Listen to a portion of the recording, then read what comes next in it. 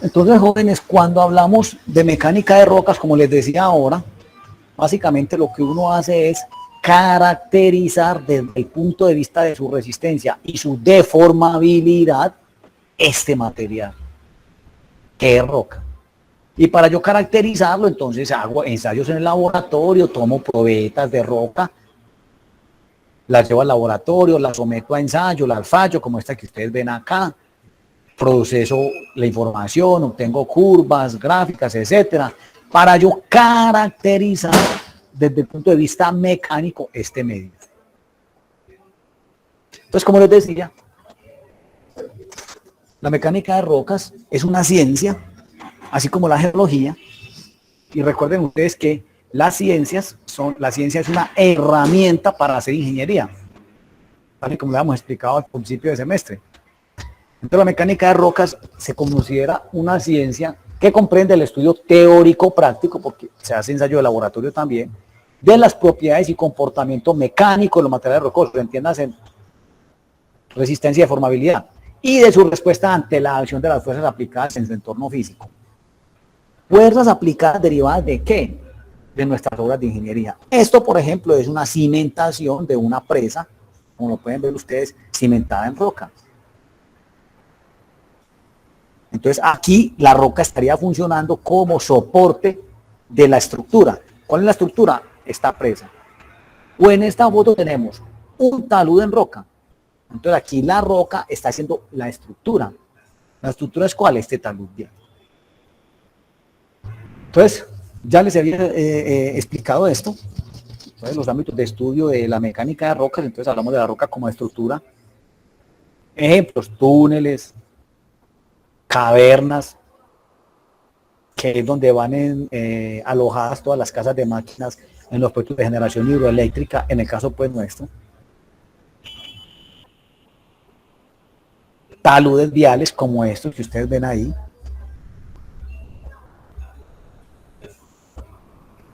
También podemos estudiar la roca como soporte de otras estructuras, ya lo decíamos. Entonces miren aquí el proceso de cimentación de una presa, miren. Tenemos un macizo rocoso, miren que esto todo es un macizo rocoso, se ve discontinuo. Y vamos a colocar aquí ya está en el proceso de construcción de una presa.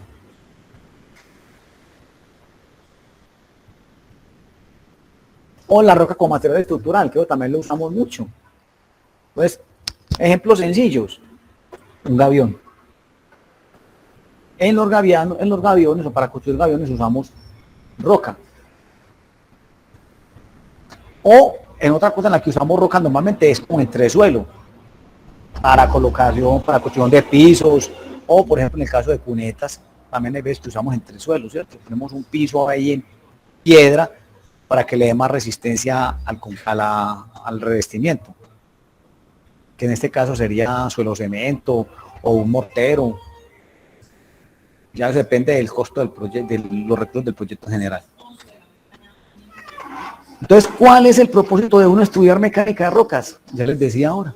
Básicamente lo que se pretende al estudiar mecánica de rocas es uno comprender o tratar de estimar cuál va a ser el comportamiento de los materiales rocosos ante la actuación de esas fuerzas internas y externas que se van a ejercer sobre ellas. ¿Cuáles de las que les mostraba ahora en el esquema? Sea una excavación, sea una sobrecarga producto de un edificio o sea un corte vial. Ese es básicamente el propósito, caracterizar ese medio.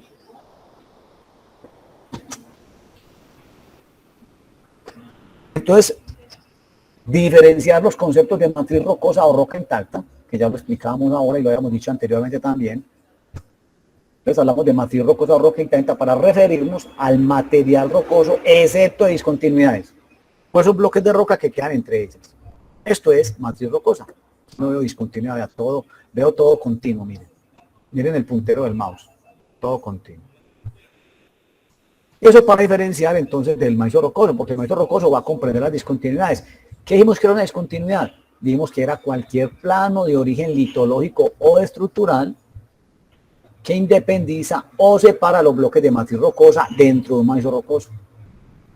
Todo esto de macizo rocoso, tenemos aquí discontinuidades, ahí las flechas se las están mostrando, las rojas.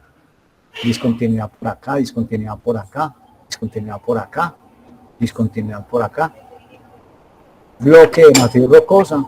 Ok, Y, señor, una pregunta entonces en ese orden de ideas, por ejemplo, el Peñol, la roca que hay en Guatapé, eso sería que una matriz rocosa. o sea, el Peñol de Guatapé, eso es una geoforma particular. Y si usted lo mira, eso es un bloque de roca, casi que la gran mayoría es intacta. Sí tiene algunas discontinuidades, pero todo como tal, usted diría que eso es un macizo rocoso. De pasa que el macizo rocoso puede tener discontinuidades o no tenerlas. Si estamos hablando de un macizo rocoso sin discontinuidad, estamos hablando de un macizo rocoso continuo. Desde el punto de vista ingenieril, tiene un mejor comportamiento. Porque estas discontinuidades, como lo explicábamos en las clases anteriores, le inducen debilidad y anisotropía del medio. ¿Sí me dice entender? Sí, señor. Bueno, muchachos. Entonces, ya sabemos que la discontinuidad es cualquier plano de origen litológico estructural que independiza los bloques. Y el macizo rocoso es el conjunto. O sea, las dos cosas. ¿Y esto por qué hay que diferenciarlo? Porque es que cuando uno va a hacer un estudio de mecánica de rocas, entonces uno tendrá que considerar si tiene el macizo rocoso con discontinuidades, entonces uno tendrá que hacer el estudio de la matriz rocosa y tendrá que estudiar las discontinuidades para poder hacer un análisis integral del medio rocoso. ¿Por qué? Por esto que ven en esta diapositiva. Tal y como dice aquí, desde el punto de vista mecánico, los macizos rocosos son medios discontinuos, anisótropos y heterogéneos. Miren, supongan que cada flecha de esas fucsias que hay ahí equivale a una fuerza. No importa la magnitud. Si cualquiera de ustedes va a aplicar una fuerza de esas a ese medio, la flecha fucsia representa una fuerza. Entonces miren ustedes que el efecto sobre el medio, por ejemplo, de esta fuerza que estoy colocando, referenciándola aquí con el puntero del mouse, el efecto de esta fuerza, o de la actuación de esta fuerza sobre el medio va a depender, miren, primero de las características de este material, que es matriz rocosa. Pero además va a depender de las características de esta discontinuidad. Y también de esta discontinuidad, que están interrelacionados, o sea, que están independizando este bloque de roca del resto del macizo. Entonces, cuando yo voy a estudiar el efecto de esta fuerza sobre en este punto, tendré que considerar eso. ¿Cuál es la respuesta de la matriz rocosa y cuál es la respuesta de estas discontinuidades? Para poder estimar cuál va a ser la respuesta entonces de todo el medio. Si esto se va a deslizar o no se va a deslizar, o se va a mover o no se va a mover. Y si esto se mueve, ¿qué pasa con este otro bloque? Y a su vez con este. Y de esa manera entonces hacer un análisis integral del comportamiento de todo el medio. Y ese mismo análisis que acabo de hacerles para este punto, considérenlo para cualquiera de estos.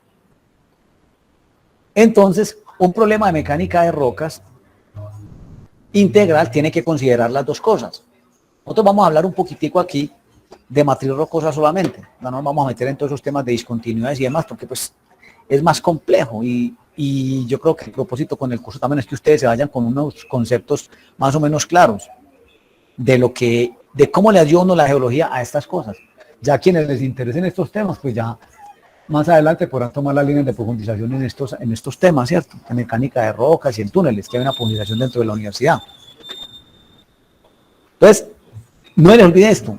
Los macizos rocosos son medios discontinuos, no siempre, no puede tener un macizo rocoso continuo, anisótropos y heterogéneos, por lo que les acaba de explicar de la anisotropía y la heterogeneidad. ¿Qué es importante uno clarificar cuando tiene una situación de estas? O es entender un poco si hay flujo o no. Por ejemplo, estas son discontinuidades. Estas discontinuidades, ¿quién me dice si son abiertas o cerradas? Profe, son abiertas. Abiertas, ¿cierto? ¿Y tienen relleno o no tienen relleno? Sí, tienen relleno. ¿Y ese relleno será blando o será duro? Es blando, es como una hierbita o un musgo. Exactamente. ¿Habrá flujo de agua por ahí o no habrá flujo de agua? Sí, claro, para poder crecer la vegetación en medio. Exactamente, hay flujo de agua. Miren toda la información que puede sacar uno solo de una foto. Imaginar. Entonces, va a haber menos fricción, no va a haber, entonces la fricción entre este bloque y este bloque, o entre este bloque y este bloque va a ser muy poca, muy pequeña. ¿Por qué? Por lo que acabamos de decir, porque primero están abiertas, segundo están rellenas y el relleno es blando, y además hay lubricación. Entonces, obviamente, la fricción que se desarrolla entre este bloque con estos bloques va a ser muy pequeña, quizá inexistente. Entonces, se va a facilitar más el desplazamiento de este bloque en relación con los otros, a partir de estas discontinuidades. Por supuesto que va también a depender de las características de esta matriz rocosa, qué tan meteorizada o alterada esté, etcétera, etcétera. Pero esos macizos rocosos, digamos, ahí nosotros vemos como toda la parte superficial, pero internamente, ¿qué distancia o hasta qué punto sigue siendo macizo rocoso? O ellos no tienen, pues no sé, porque uno creería que están soportados o están sobre un suelo o algo así, no entiendo bien cómo es la parte. A ver, yo miro si logro como tratar de responderle su pregunta. Si tenemos esta situación, por ejemplo, ahí teníamos una foto tomada como de un material aquí. Entonces, si tenemos unas discontinuidades presentes así, y otras así. Entonces, la pregunta suya era si esto tenía continuidad hacia adentro. Pero si digamos en la parte interna ya de la Tierra sigue siendo roca, ¿hasta qué punto o hasta qué distancia? Sí. Todo esto sigue siendo roca. En lo que hemos visto hasta ahora, todo esto es roca, porque todavía no hemos hablado del suelo. ¿Cierto? Nosotros estamos suponiendo que esto es roca desde arriba. Entonces, si cualquiera de ustedes viene y se para acá a mirar esa foto que estamos viendo ahí, cualquiera se para acá, a mirar el material, que es lo que estamos viendo ahí, entonces lo que hemos visto es que todo esto es roca. Esta es la superficie, esto es roca. En lo que hemos estudiado hasta ahora, todo esto, de aquí para adentro, es roca. Porque la estructura interna de la Tierra dice que esto es la corteza y que la corteza está compuesta de roca y que mide entre 30 y 70 kilómetros hacia el interior y debajo ya aparece el manto. O sea,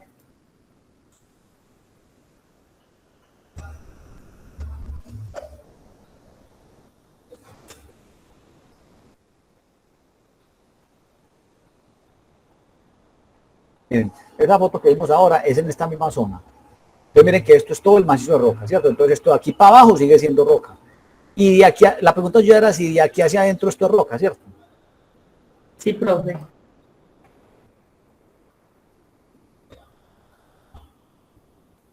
Sí, porque usted dice que en muchos casos esas mismas rocas son utilizadas como estructuras, entonces, más que todo por eso es la pregunta, porque digo como estructuras, pero debajo de esa roca que hay que siga soportando la misma estructura. Eso, vea. Entonces la pregunta suya es, William, vea, esto de aquí para adentro sigue siendo roca. Esa es la pregunta suya, ¿cierto? Si aquí hacia adentro sigue siendo roca. Si para adentro es roca. Todo eso es roca. Todo eso ahí para adentro es roca. Claro que sí. Ya después vamos a ver que la roca se meteoriza y da lugar a la formación del suelo. ¿Le queda clara la respuesta? Sí, profe, muchas gracias. No.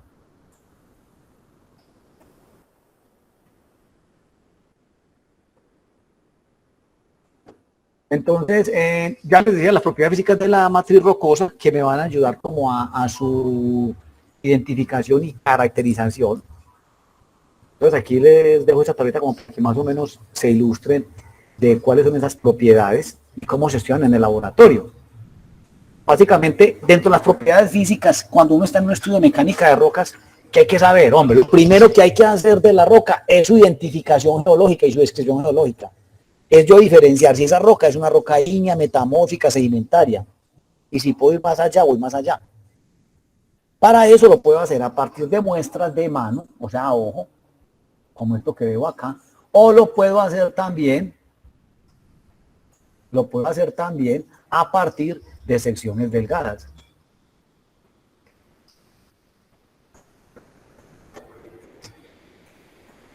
¿Cierto? A partir de secciones delgadas, como estas que ven acá. Entonces, un momentico, muchachos. en ese informe de efecto de Prado y coloqué unas fotos de que las tomé del proyecto de Hotel La 30. Hay una muestra de una porque es el mismo material, es de cultura. Mira, se las puse como para que complete la registración de esto. Y esta no se llama del Politécnico.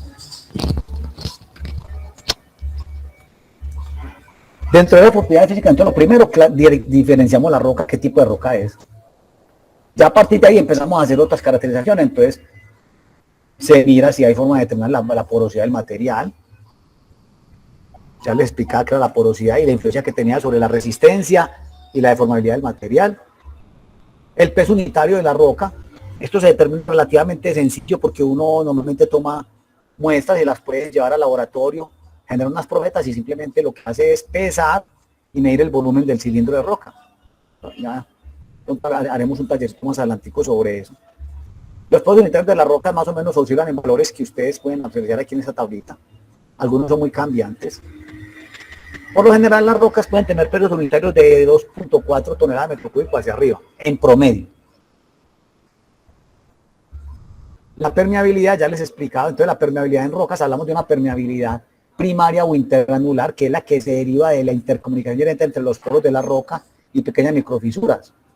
En general es baja, eso tiene una formulación matemática que es más también un poco de la mecánica de suelos. Ya sobre esto no nos vamos a enredar aquí, sino que después ya ustedes en suelos van a hablar un poco de eso. Y esa permeabilidad primaria intergranular, entonces, por lo general, es baja, del orden de 10 a la menos 5 hacia abajo, como lo pueden ver en esta tabla. ¿Cuál es la que se interesa en mecánica de rocas? Lo que llamamos permeabilidad secundaria. Esa permeabilidad secundaria es inherente o resultante de la presencia de discontinuidades en el macizo rocoso.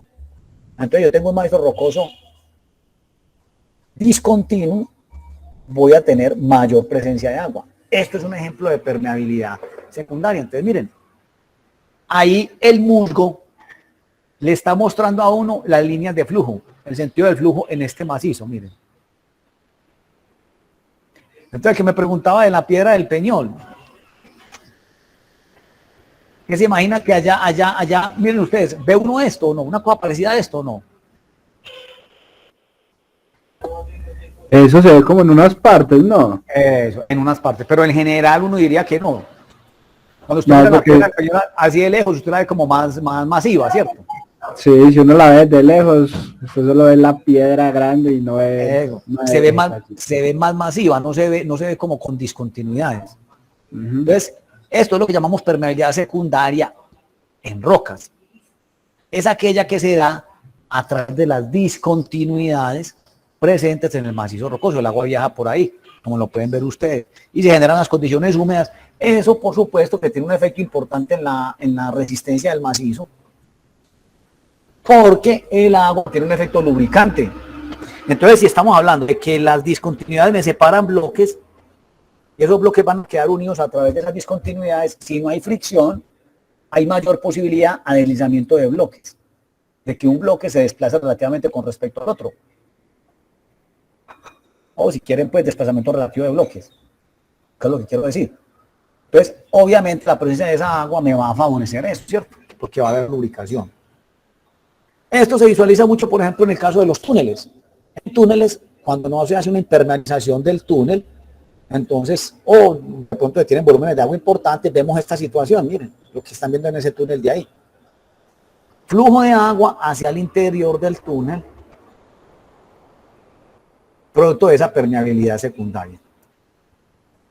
O esta, que también habíamos hablado un poco ayer de estas diapositivas.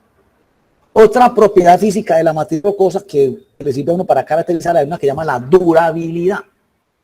Durabilidad tiene que ver con la resistencia que la roca presenta ante los procesos de meteorización, de lo que vamos a hablar en el segundo bloque del curso de mediante.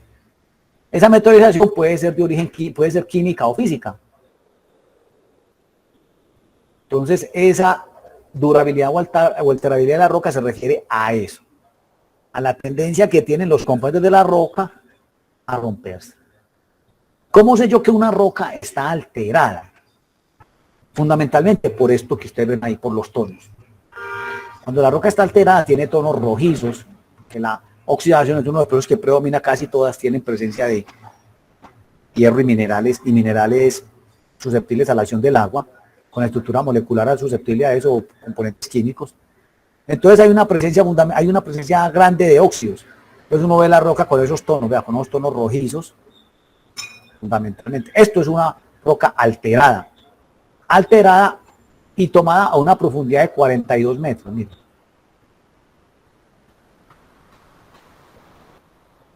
Esto es una roca ya prácticamente inalterada, o sea, sin meteorización. Sí se ve fracturada, pero no se ve alterada.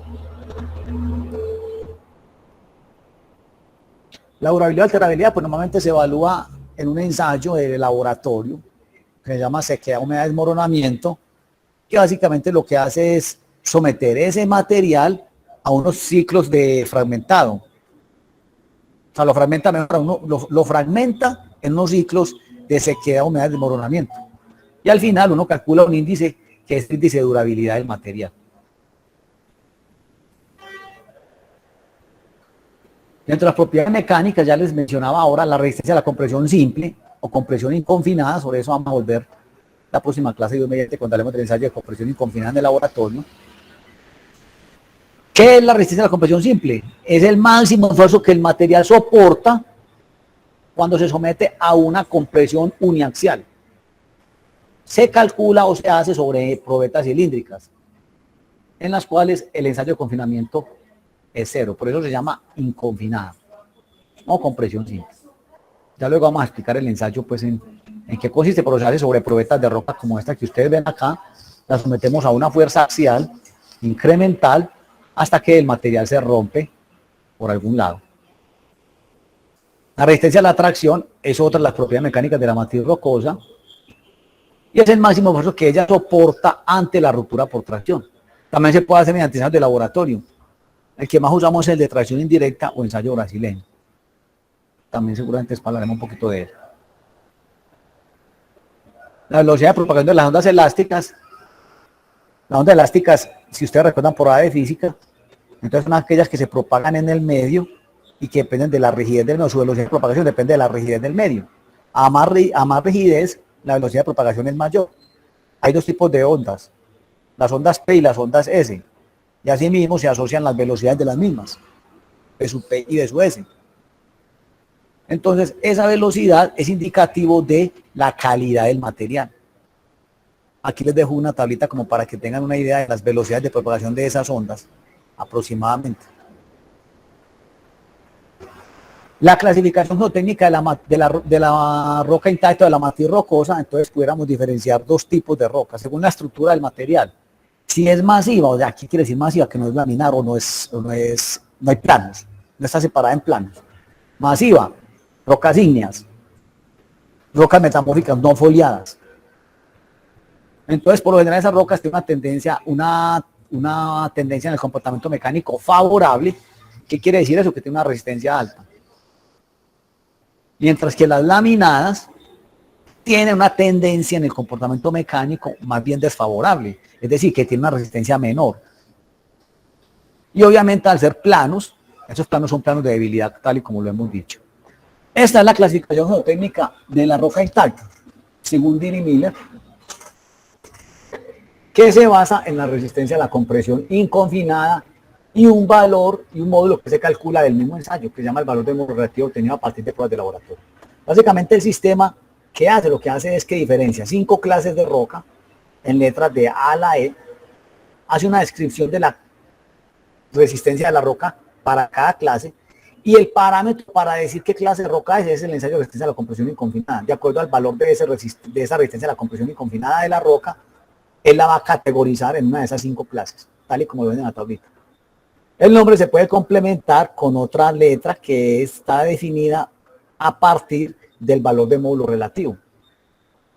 Entonces habla de 3 clases, H, M y L del inglés, alto, medio o bajo,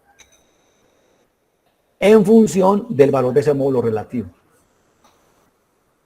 Ese módulo relativo luego lo vamos a mirar. se calcula como una relación del módulo tangente sobre la resistencia de la compresión inconfinada de la roca. Entonces, ¿cómo clasifica uno la roca según este sistema? Lo que se hace es combinar las dos cosas, la resistencia de la compresión inconfinada con el valor de módulo relativo, y a partir de ahí le da dos letras, las combina y ese sería el tipo de roca. Ejemplo, si yo tengo una roca tipo AH, quiere decir que sería una roca de resistencia muy alta, A, y con un elevado módulo relativo, H, y H con un elevado módulo relativo. Entonces sería una roca tipo AH. Un ejemplo más o menos de acuerdo a lo que hemos visto de los tipos de rocas, más o menos cómo enfocar en esos tipos de rocas en las categorías de Dirichlet.